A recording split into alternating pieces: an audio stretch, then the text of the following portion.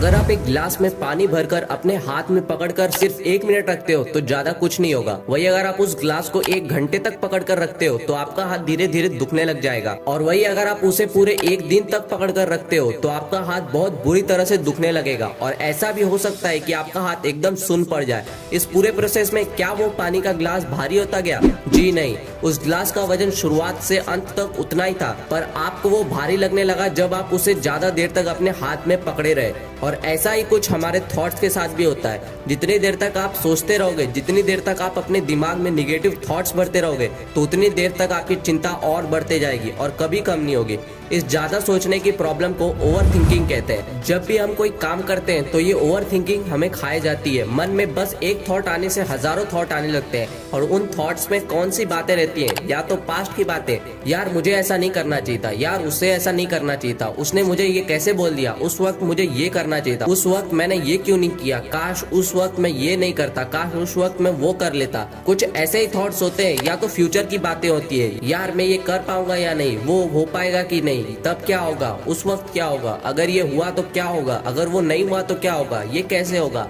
बस इसी पास्ट और फ्यूचर के लूप में हम फंसे रहते हैं। माना कि हमें पास्ट से सीखना चाहिए, अपनी पिछली गलतियों से सीखना चाहिए, पर ऐसा नहीं कि बार बार आप उसका स्ट्रेस ले जा रहे हो, उसके बारे में सोचे जा रहे हो। उस गलती से, उस बात से सीखो और आगे बढ़ो। और याद रखो कि अब उस बात को सोचकर कुछ नहीं होने वाला। वो बातें सिर्फ आपके दिमाग में ही घुसी पड़ी है और हर जगह से उन बातों का अस्तित्व खत्म हो चुका है। तो उनके बारे में सोच के कोई फायदा नहीं है, सिर्फ आपका स्ट्रेस बढ़ेगा और आपका टाइम वेस्ट होगा। तो उन पास्ट की बातों को निकाल फेंको और आगे बढ़ो।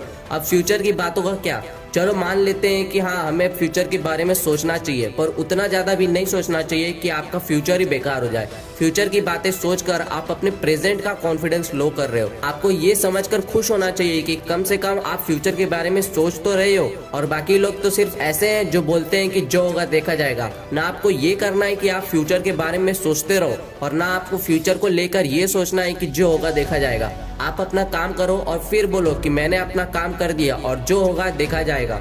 अब आगे का काम भगवान का। मैं जिस चीज का स्ट्रेस ले रहा हूँ या ले रही हूँ, अगर वो हो गया तो मेरे लिए बहुत अच्छा हो जाएगा, और अगर नहीं भी हुआ तो भगवान मेरे लिए कुछ और बेहतर चाहते हैं। मतलब मैं किसी और चीज के लिए बना हूँ या बनी हूँ।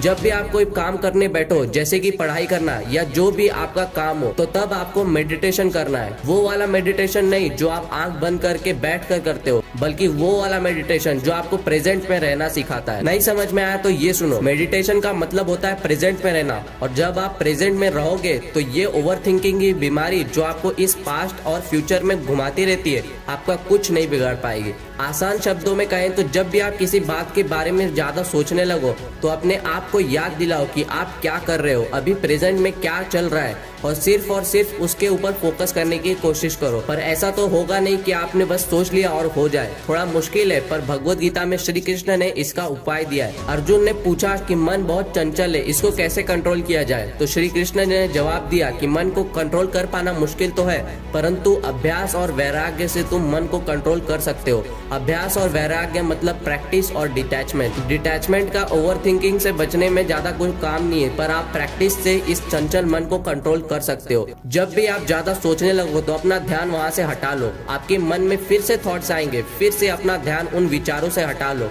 वो फिर से आएंगे, फिर से हटाओ। और इसी चीज की प्रैक्टिस कर करके आप ओवर थिंकिंग से बाहर निकल सकते हो। मैं आशा करता हूँ कि आपको ये वीडियो अच्छा लगा हो और ये वीडियो आपके कुछ मदद आए। तो इस वीडियो को यहीं पर एंड करते हैं। मैं अदिति विश्वकर्मा आपसे विदा लेता हूँ और आप सभी को ऑल द बेस्ट।